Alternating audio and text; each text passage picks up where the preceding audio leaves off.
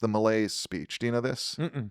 Where he basically he gives this speech where he comes to Americans and says, we're facing a lot of problems, and part of the problem is that we've become addicted to stuff. We've become addicted to, and this is not exactly how he says it, but basically he's critiquing our desire to value ourselves and each other based on our income, on our gross domestic output, like all those things. Yeah. Not that those aren't important. He's not saying, but he's saying at the heart of it is that that's how we've come to value ourselves as a nation. And that's a corrosive metric. And people say when he gave this speech, he kind of lost the plot and people started to resent him for being admonishing.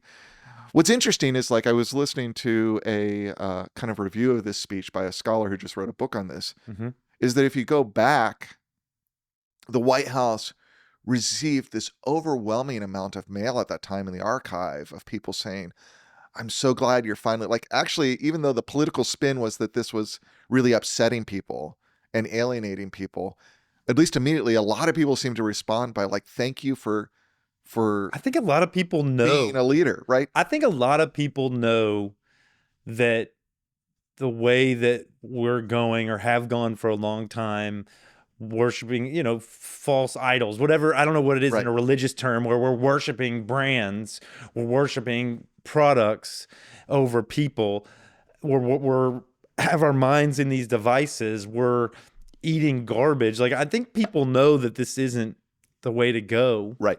A majority of folks, it's just, but it's the tools that are used to change our behavior and to ingrain habits are so strong that they win over this distant, faint voice of, this isn't good, this isn't working, you shouldn't do this, you shouldn't be on your phone right before bed, you shouldn't pick it up right in the morning. Right. But we can't help it because they've gotten to the mammalian part of our brain by using all the best I'm just spitting.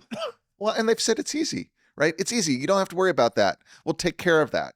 Like, you can have everything, and that's what Reagan did. He came along and said, no, we don't have to cut back on anything. We just need to deregulate. Reagan was a GE, General Electric. Yeah.